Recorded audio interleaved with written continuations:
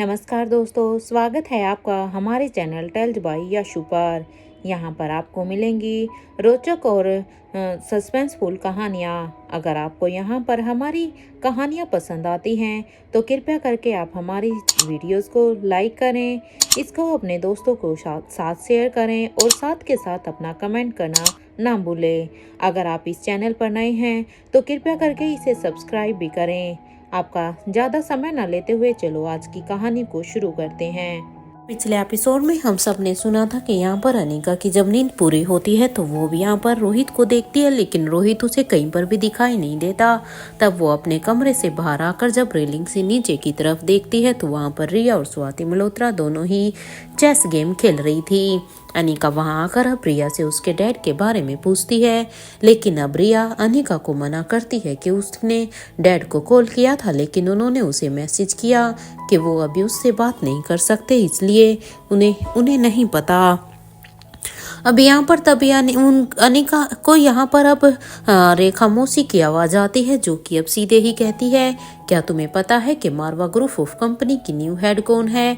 अब उनकी इस बात को सुनकर रिया और स्वाति मल्होत्रा दोनों ही भी अभी सवालिया नज़रों से अब रेखा मौसी की तरफ ही देखते हैं। तो उन सबको इस तरह से अपनी तरफ देखता हुआ देखकर अब यहाँ पर रेखा मौसी कहती है कि न्यू यहाँ पर मारवा ग्रुप ऑफ कंपनी की न्यू हेड अब नेत्रा है। अब ये सुनकर अब यहाँ पर अनिका रोहित को कॉल लगाती है, तो रोहित अब यहाँ पर मैसेज लिखता है कि क्या तुम मुझे मिस कर रही हो? अब इस मैसेज को पढ़ने के बाद अब अनिका रिप्लाई करती है, ऐसी तो कोई भी बात नहीं है मिस्टर मारवा, लेकिन आप मुझे अभी बताइए कि आप अभी कहाँ पर हैं। और इस मैसेज को लिखने के बाद अब वो इसे रोहित को सेंड कर देती है। इधर उस मैसेज को सेंड करने के बाद अनिका अब अपने मन में ही सोचती है कि वैसे ये मिस्टर मारवा अभी कहाँ पर जा सकते हैं, वो अभी कहाँ बिजी हो गए हैं, ये ठीक तो नहीं है। या अनिका भी ये सोच ही रही थी कि तभी उसके फ़ोन पर अब मैसेज आता है कि रात तक घर आ जाऊंगा, टेंशन मत लो, उसके बाद हम बात करेंगे। अब इस मैसेज को पढ़ने के बाद अब अनिका अब यहाँ पर रोहित को एक थम्स अप का इमोजी सेंड कर देती है और वो अब उस पैलेस से निकलकर अब बाहर गार्डन में घूमने के लिए चली जाती है। इधर दूसरी तरफ इंडिया में भीमेश्वरी गांव में वो सभी अब उस रूम में ही सो गए थे, लेकिन अब जैसे ही उनकी नींद खुली तो सभी उठकर बैठ जाते हैं और वो जब इधर उधर देखते हैं तो वहां पर वो बूढ़ी अम्मा तो थी ही नहीं। ये देखकर अब महेंद्र पीरामल कहते हैं, अरे यार ये अम्मा कहाँ चली गई, हमें यहीं पर ही छोड़कर। अब महेंद्र की ये बात सुनते ही अब वो बूढ़ा आदमी कहता है, अरे कहीं पर ही नहीं, वो बस हम सभी के लिए चाय नाश्ते का इंतजाम करने के लिए गई होगी, क्योंकि सच में वो मेरे भी लिए भी तो ये सारा इंतजाम करती है और अब तो तुम लोग भी यहाँ पर हो, तो अब बस वो यही सब कर रही होगी। तब तक अब यहाँ पर आप सभी लोग अपना मुंह हाथ धोकर फ्रेश हो जाइए। अब उस बूढ़े आदमी की ये बात सुनते ही अब महेंद्र पीरामल कहते हैं कि हम मुंह कैसे धोएंगे, हमारे बैग तो उसी घर में ही है ना, वो क्या है ना अनंता जी के घर में। अब उस महेंद्र की ये बात सुनते ही वो बूढ़ा आदमी कहता है कि तुम्हें यहाँ पर बैग की ज़रूरत नहीं है, वो क्या है ना कि यहाँ पर नीम का पेड़ है, इसलिए मैं आप सभी के लिए उस नीम के पेड़ से दातुन लेकर आता हूँ और आप सभी उसी से ही दातुन कर लेना। अब ये कहते हुए ही वो बूढ़ा आदमी अब अपनी जगह से खड़ा होकर अब अंदर की तरफ जाने लगता है। यहाँ भी उस आदमी के जाने के बाद अब यहाँ पर राजीव गुलेरिया कहता है, आखिर कब तक ये यहाँ पर छुप कर रहेंगे, क्योंकि ऐसे तो सच में बहुत ही मुश्किल है ना। अब राजीव गुलेरिया की इस बात पर अब करण गुलेरिया कहते हैं, मैं भी सेम यही चीज़ सोच रहा था और हमें तो पता ही नहीं है कि एग्जैक्ट इनके साथ हुआ क्या है, क्योंकि अभी तक उसके बारे में तो बात ही नहीं हुई कि एग्जैक्ट इसके साथ क्या किया गया है। वैसे इनकी हालत देखकर तो अब ऐसा लग रहा है कि मानो ये मौत के मुंह से ही बाहर निकले हों।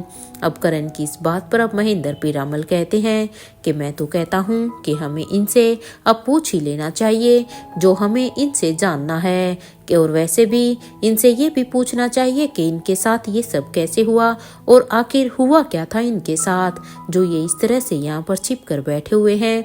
और उस बूढ़ी अम्मा का क्या, उस बूढ़ी अम्मा का क्या भरोसा, वो हमें कुछ बताए या नहीं, क्योंकि इस बूढ़े आदमी को ही जो भी कुछ पता है। हमें अब अपने सवालों को इनसे ही पूछना चाहिए, क्या पता हमें ये सब कुछ बता दें। यहाँ पर ये सभी अभी बातें ही कर रहे थे कि तभी वो बूढ़ा आदमी यहाँ पर उन सब के लिए अब नीम के पेड़ से दातुन तोड़ कर लेकर आ जाता है।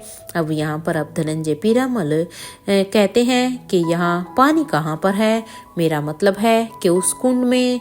अब यहाँ उस कुंड में तो वो बिल्कुल ही वैसा पानी है। हम उसकी धनंजय की ये बात सुनते ही अब वो बूढ़ा आदमी कहता है, अरे नहीं नहीं, वो यहाँ से तुम थोड़ा आगे जाओगे ना तो वहाँ पर तुम्हें एक तालाब मिल जाएगा, आओ आओ मेरे साथ, मैं तुम्हें दिखा देता हूँ। ये कहते हुए ही वो बूढ़ा आदमी अब आगे आगे जाने लगता है।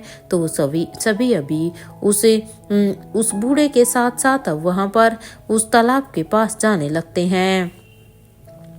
जैसे ही वो सभी वहाँ पर अब उस तालाब के पास पहुँचते हैं तो वहाँ पर वो सभी अब अपने हाथ मुंह धोते हैं और उसके बाद वो सभी अब अंदर रूम में फिर से आ जाते हैं। तो इधर कुछ ही देर में अब तक वो बूढ़ी अम्मा भी वहाँ पर आ जाती है और वो भी यहाँ पर आने के बाद सभी से ही कहती है, अच्छी बात है कि तुम सभी जाग गए, चलो अभी गर्मा गर्म इडली बनाई है, खा लो।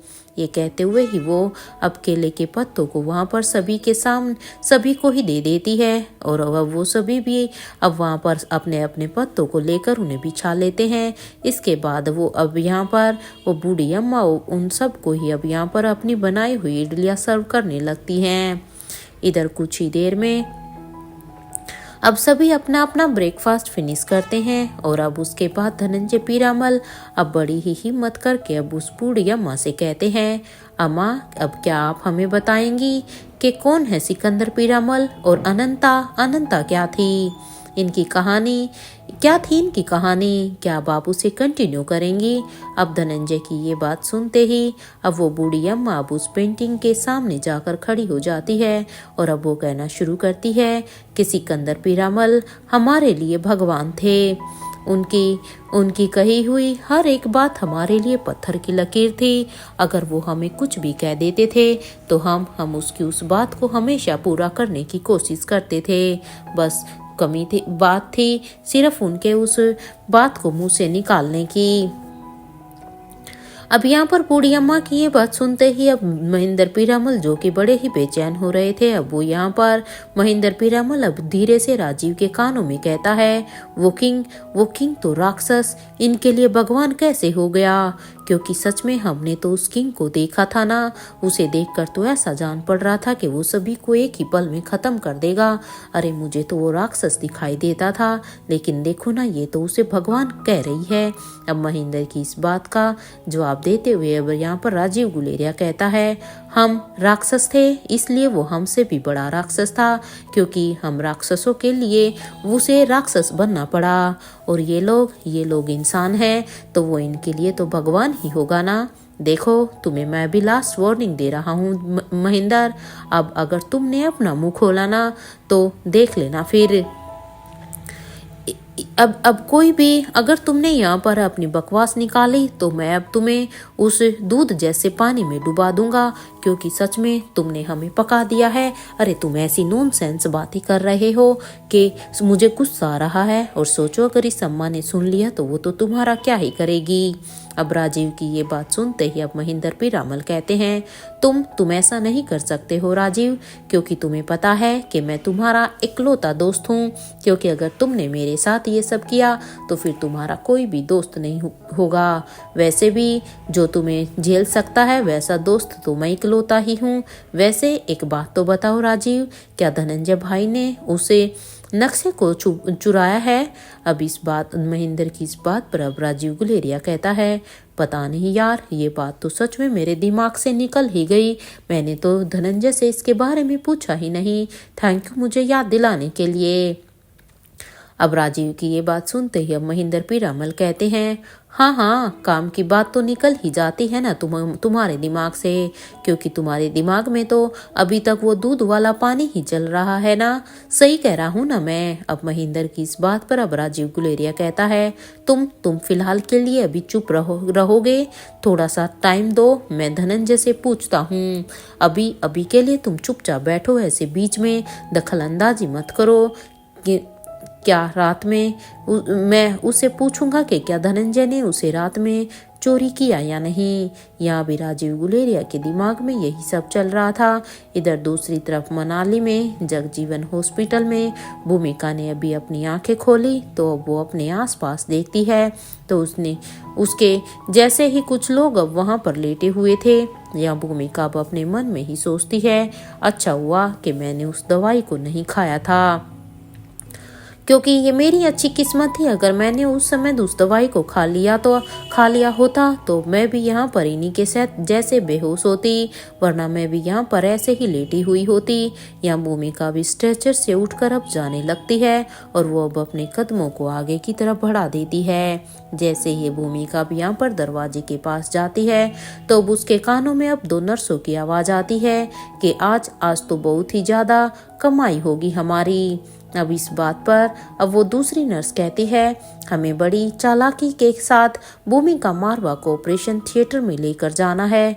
देखो, कोई भी गलती नहीं होनी चाहिए, क्योंकि भूमिका मारवा कौन है ये तो तुम भी अच्छी तरह से जानती ही हो।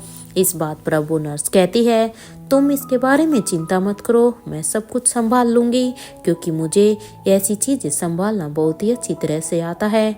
और वैसे भी भूमिका मारवा का ब्लड ग्रुप तो O पॉजिटिव है ना, और हमने इनका टेस्ट भी किया है। हमें इनका हार्ट चाहिए और इसके लिए तो अब इन्हें मरना ही होगा, क्योंकि जैसे ही हम इसकी बॉडी से इनके हार्ट को निकाल लेंगे तो ये तो तभी ही परलोक सिधार जाएगी। अब जैसे उस नर्स ने ये बात कही तो ये सुनते ही अब भूमिका अब एकदम से ही घबरा जाती है और वो अपने मन में ही सोचती है, इसका मतलब ये है कि वो जो सालों पहले इस हॉस्पिटल को लेकर जो कंप्लेंट की गई थी वो बिल्कुल सही ही थी, क्योंकि यहाँ पर ये लोग ह्यूमन ऑर्गन्स का इलीगल सप्लाई कर रहे हैं। यहाँ भूमिका को जैसे ही अब कुछ आहट होती है तो वो जल्दी से फिर से अपने स्ट्रेचर के पास जाकर वहां पर लेटकर अब अपनी आंखें फिर से बंद कर लेती है, ताकि यहाँ पर इन दोनों की दोनों नर्स को यही लगे कि अब भूमिका बिन बाकी लोगों की तरह अभी बेहोश है। और यहाँ पर अब वो अपनी आंखों को बंद करने के बाद अब अपने मन में सोचती है, उम्मीद है कि जॉन मुझे ढूंढता हुआ यहाँ पर आ जाए, क्योंकि अब जॉन को ही सब कुछ करना होगा, नहीं तो यहाँ पर मैं तो गई अब की बार। जहाँ एक तरफ भूमिका की जान को अभी खतरा था तो वहीं दूसरी तरफ इधर अपने कॉटेज में इंस्पेक्टर अब्बास अभी सभी से ही पूछ रहे थे, क्या कोई मुझे बताएगा कि इंस्पेक्टर भूमिका कहाँ पर है, क्योंकि अभी इंस्पेक्टर अब्बास को इंस्पेक्टर भूमिका के बारे में कुछ भी नहीं पता था। इधर अब अब्बास की इस बात को सुनकर अब छठी इंद्री कहता है कि सर, मुझे ये सेंस हो रहा है कि भूमिका मैडम ठीक नहीं होंगी, उनकी जिंदगी को जरूर कोई खतरा है, क्योंकि जिस तरह से वो बार बार उस हॉस्पिटल के अंदर जाने की बात कर रही थी, कहीं ऐसा ना हो कि सच में वो उस हॉस्पिटल के अंदर चली गई हो। इधर छठी इंद्री की ये बात सुनते ही अब इंस्पेक्टर अब्बास अब अर्जुन सिंह की तरफ देखने लगते हैं, जो कि लगातार अभी भूमिका को ही कॉल लगा रहा था, क्योंकि अभी यहाँ पर किसी को भी भूमिका के बारे में पता नहीं था कि सच में भूमिका उस हॉस्पिटल के अंदर अब एक पेशेंट बनकर जा चुकी थी। यहाँ भी इंस्पेक्टर अब्बास अब अर्जुन सिंह से पूछता है, क्या भूमिका का कॉल लगा। अब अब्बास की इस बात पर अब अर्जुन सिंह कहता है, नहीं सर, मैं काफ़ी वक्त से उसे फ़ोन ट्राई कर रहा हूँ, लेकिन वो है कि फ़ोन उठा ही नहीं रही है। जहाँ पर ये सभी अभी भूमिका को लेकर काफ़ी परेशान हो रहे थे, क्योंकि उन्हें कुछ भी समझ में नहीं आ रहा था, क्योंकि हालांकि ये भी जानते थे कि भूमिका को बिल्कुल भी पेशेंस नहीं हो रहा था कि वो यहाँ पर इस हॉस्पिटल पर बाहर से ही नज़र बना कर रखे, और शायद उसी उतावलेपन में भूमिका ने भी यहाँ पर कोई गलती कर दी थी। इधर यहाँ पर हिमालय के रीजन में आज सर जी के चेहरे पर एक अलग ही मुस्कान थी। वो भी अब अपने सामने कंप्यूटर पर देख रहे थे तो उनके कंप्यूटर स्क्रीन पर 30 से 31 साल का एक लड़का था जिसके मुंह पर एक काला कपड़ा था। यहाँ सर जी अब कहते हैं, उम्मीद है कि तुम्हें वहाँ पर कोई तकलीफ नहीं होगी। मिस्टर निखिल कोटी भास्कर, तुम्हें तो मेरे कब्जे में आना ही था। वो क्या है ना कि मैं चेक करना चाहता हूँ कि अनिका गुलेरिया सच में अपने पति के मौत के सदमे में है या फिर ये सब हमारी आंखों में धूल झोंकने के लिए ही इस प्लान को बनाया गया है। क्योंकि यहाँ पर सर जी के सामने अब निखिल था, क्योंकि ये लोग अभी निखिल को यहाँ पर किडनैप कर लेकर आ गए थे। ये कहते हुए ही अब सर जी जोर जोर से हंसने लगते हैं। तो अब वो निखिल के फोन को अब हैक करने लगता है। इधर कुछ ही देर के बाद जब वो निखिल के फोन को के एक्सेस को अपने हाथ में ले लेता है तो अब वो निखिल का ये वीडियो निखिल के ही नंबर से अब अनिका को सेंड कर देते हैं। इसके बाद अब वो अपने फोन से अब एक मैसेज टाइप करते हुए कहते हैं कि मेरे कानों में एक खबर आई है कि मेरे अपने गांव में 4 बिन बुलाए मेहमान पहुंच गए हैं। जरा देखना कि उनकी मेहमान नवाजी में कोई कमी ना हो। अब इस मैसेज को टाइप करने के बाद वो भी से अब अनिका को सेंड कर देते हैं। इधर सर जी यहाँ पर अब अपने मन में ही सोचते हैं कि बाकी के तीनों को तो मैं पहचान चुका हूँ, लेकिन वो मास्क मैन कौन था जिसने मेरी बेटी मेरी नेत्रा को मारने की कोशिश की। एक बार बस उसका चेहरा सामने आ जाए तो मैं उसे बिल्कुल भी छोड़ूंगा नहीं। उसे ऐसी मौत दूंगा कि उसकी रूह तक कांप जाएगी। यहाँ सर जी ने अब अपनी पूरी ही प्लानिंग कर ली थी। तो वहीं दूसरी तरफ इधर पेरिस के एक लोकेशन पर बने एक घर में नताशा को अभी होश आने लगता है। तो अब जैसे ही नताशा को होश आता है और वो अपनी आंखें खोलती है तो वो अपने आप को खुद को किसी महल में पाती है। नताशा भी यहाँ बेड से उठकर जब उस रूम से निकलकर बाहर आती है तो जब वो पूरे ही इंटीरियर को देखती है तो उसके मन से एकदम से ही निकल जाता है, ओह गॉड, ये तो स्वाति मल्होत्रा का पैलेस है। मैं यहाँ पर कैसे आई। यहाँ पर अभी नताशा स्टेयरकेस से नीचे आने लगती है तो वो दौड़कर सीधे ही दरवाजे के पास जाकर अब उसे खोलने की कोशिश करती है। नताशा यहाँ से भागने की कोशिश कर रही थी, लेकिन जैसे यहाँ पर उससे दरवाजा नहीं खुलता और उससे पहले ही उसके कानों में अब आवाज आती है कि आप यहाँ से बाहर जाने की कोशिश कर रही हैं मिस नताशा रायकुला।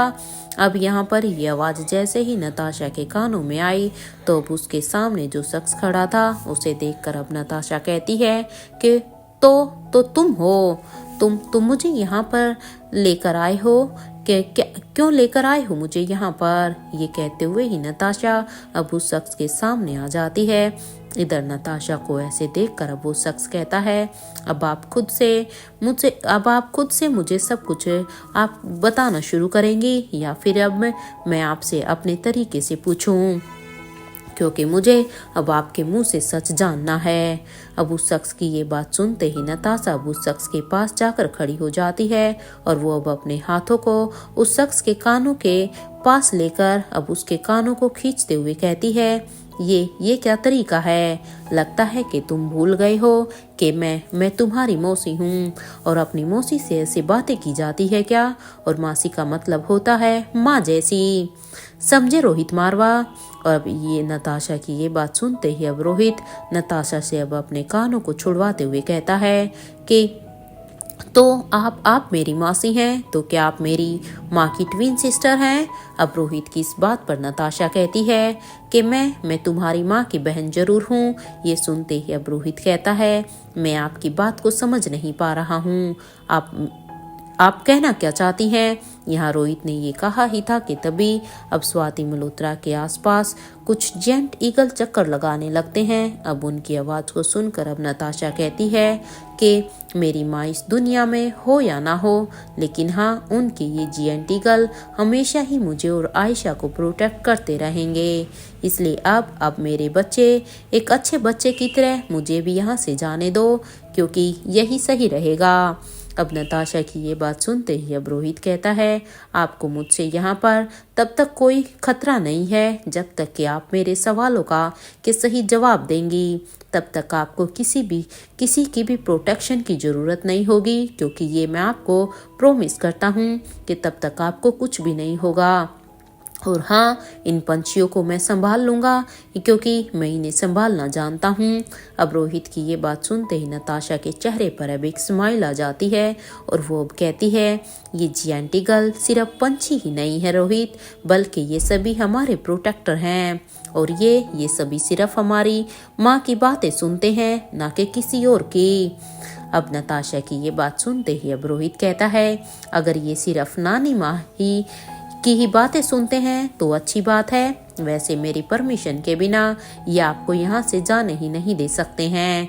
अब रोहित की इस बात पर अब नताशा कहती है, ये पॉसिबल ही नहीं है, ये इम्पॉसिबल है, क्योंकि ये माँ के अलावा और किसी की बात नहीं मानते हैं।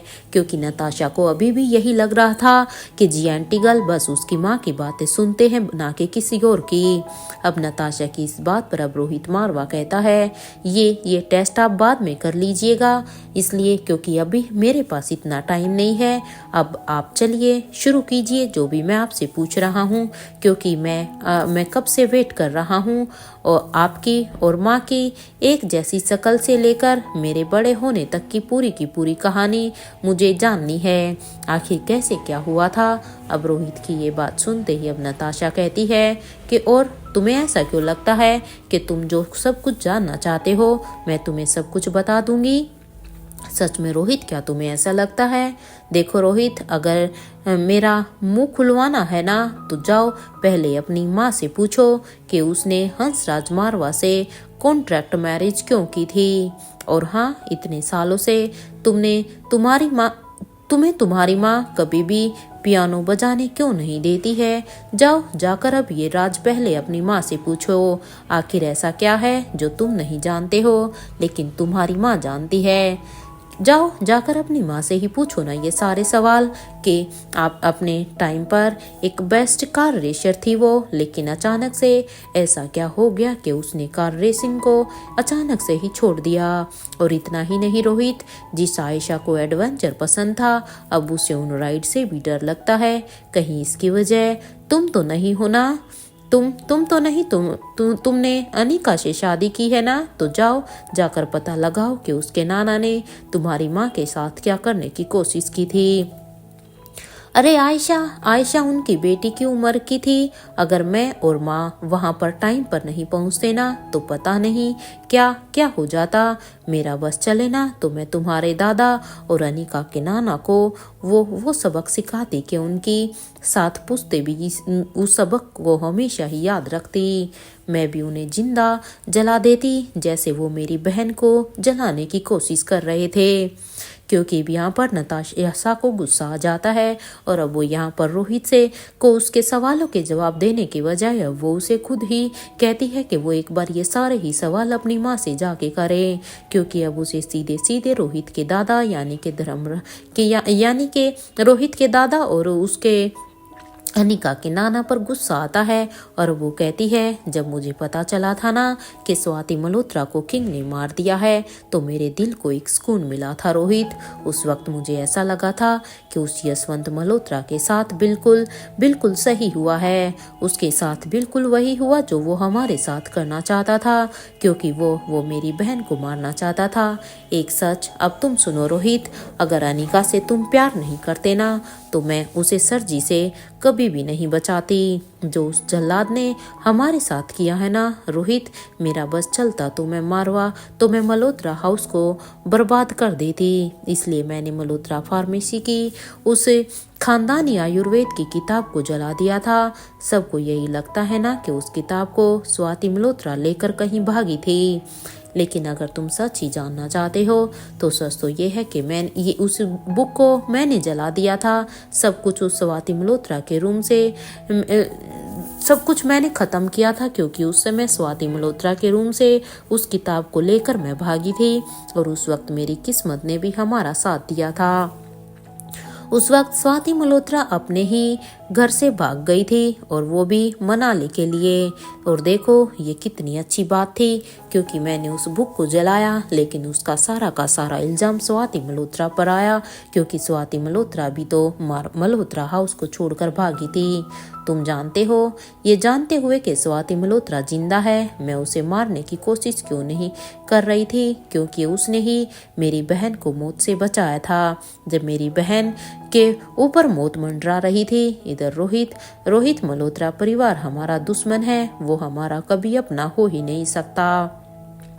अब नताशा को इतना गुस्सा आता है कि वो अब यहाँ पर सारी बातें अब कहने लगती है।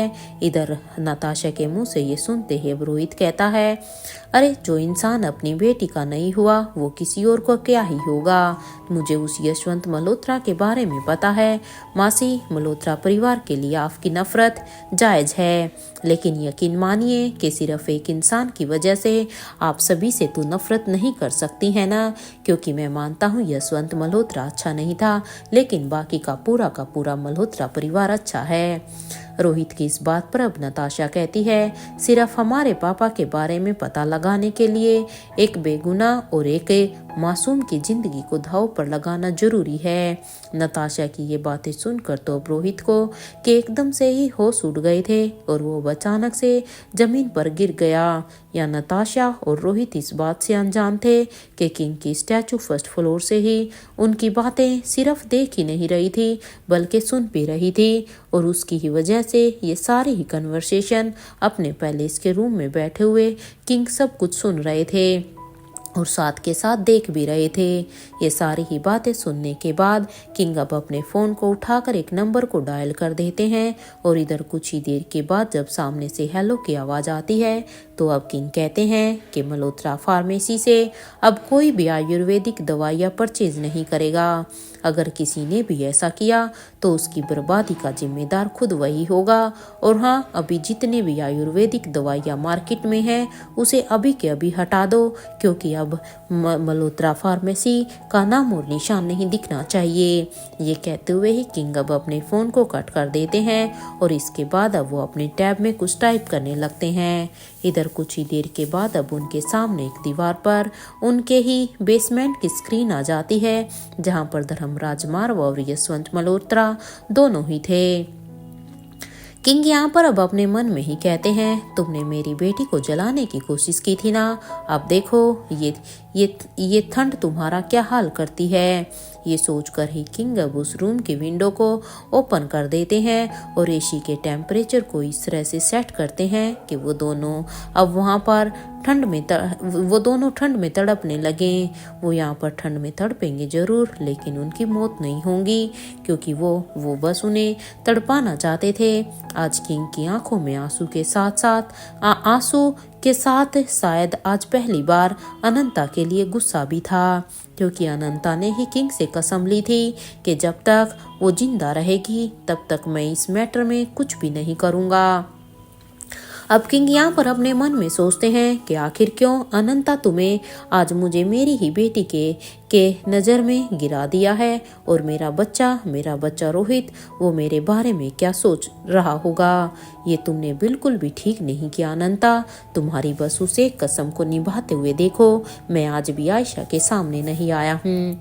अरे तुम अब इस दुनिया में नहीं हो, लेकिन उसके बाद भी मैंने तुम्हारी कसम निभाई, उसके बाद भी मैं वो सब करता रहा। ये सोचते हुए ही किंग अब अपनी बालकनी के विंडो के पास आकर अब खड़े हो जाते हैं, क्योंकि सिर्फ एक अनंता की वजह से ही किंग कभी भी आयशा मारवा के सामने नहीं आए, और उन्होंने कभी आयशा मारवा को सपोर्ट भी नहीं किया। नहीं तो किंग तो आयशा के लिए कुछ भी कर सकते थे, और अब वो यहाँ पर अपने मन में पछता भी रहे थे और अब अपने ही ख्यालों में चले जाते हैं। वो भी यही सोचते हैं कि मुझे अच्छी तरह से याद था कि अनंता ने सिर्फ बेटी को जन्म दिया था, तो फिर ये कौन है, क्योंकि अनंता ने सिर्फ एक बेटी को जन्म दिया था और ये दूसरी, ये तो बिल्कुल आयशा के जैसी ही है। और ये अनंता को कैसे मिली, कहाँ मिली? मुझे कुछ बातें तो पता चली, और सबसे बड़ी बात कि जी आंटी गर्ल को मैं भी अपने वश में नहीं कर सकता हूँ। यहाँ तक कि मुझे इनकी भाषा भी नहीं आती है। तो ये बातें बाहर का मेरा बच्चा रोहित, वो इनके साथ इतना कंफर्टेबल कैसे है, और ये इनकी भाषा भी समझ रहा है। और एक मिनट, वो अनिका अपनी प्रॉपर्टी में इसी के साथ तो गई थी। ये दोनों कुछ तो छुपा रहे हैं। जरूर नजर रखनी पड़ेगी अब इन दोनों के ऊपर ही, क्योंकि अब कुछ तो ऐसा है जो मेरी भी नज़रों से छिपा हुआ है। और वैसे भी जब अनिका ने मेडिकल की फील्ड में अपना नाम डॉक्टर अमृता राय क्यों रखा था, वो तो अनंता का ही बदला हुआ नाम था ना। इसी नाम से ही तो अनंता मनाली में रहती थी।